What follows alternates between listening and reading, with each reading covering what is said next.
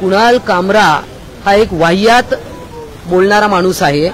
त्यांनी पूर्वी देखील अशाच प्रकारच्या गोष्टी केलेल्या आहेत आणि आज तर म्हणजे त्यांनी हद्द केलेली आहे। माननीय एकनाथजी शिंदे यांचा जो प्रवास आहे ना, एक शेतकरी पुत्र रिक्षावाला ते महाराष्ट्राचे मुख्यमंत्री, हा प्रवास कोणाला तरी पाहवत नाहीये। हे त्यांचं जे कर्तृत्व आहे ते कोणाला पाहवत नाहीये। कारण काही लोक सोन्याचा चमचा घेऊन जन्माला आलेले आहेत आणि त्यांना कुठेतरी खटकतंय की एक सर्वसाधारण मनुष्य शिवसेनेच्या मार्फत आज मुख्यमंत्री होऊ शकतो।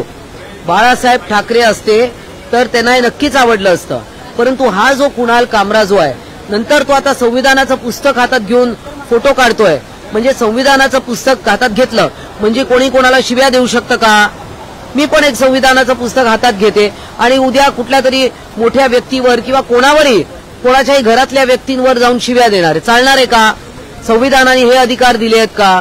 आपल्याकडे अनेक गीतकार, कविताकार, शेरो शायरी करणारे कलाकार अनेक झालेत। अजूनही शेरो शायरीचे कार्यक्रम चालतात। सरकारवर टीका केली जाते, परंतु ते काही मर्यादा असतात, त्याची काही शब्दरचना असते जी कुठेतरी सुसंस्कृतपणा पण असतो त्यामध्ये।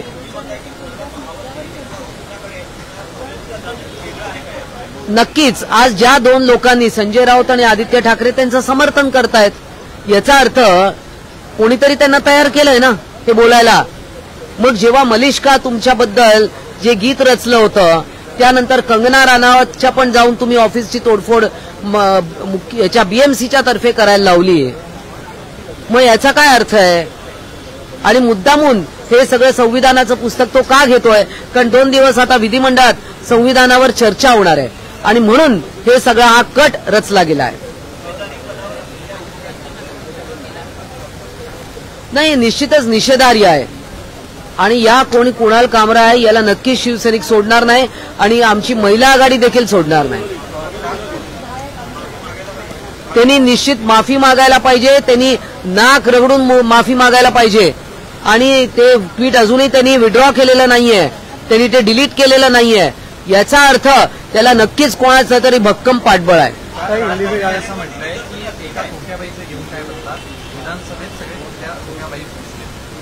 आता जनतेने त्यांना नाकारलंय, एकही आमदार त्यांचा आतमध्ये नाहीये विधिमंडळामध्ये आणि त्यांच्याकडनं असं वक्तव्य येतं म्हणजे खूपच गमतीशीर आहे। मग अगोदर त्याचा एक आमदार त्यांचा होता, मग तो पण खोक्याबाई होता का? म्हणजे हे सगळं काहीतरी बोलायचं आणि टाळ्या मिळवायच्या।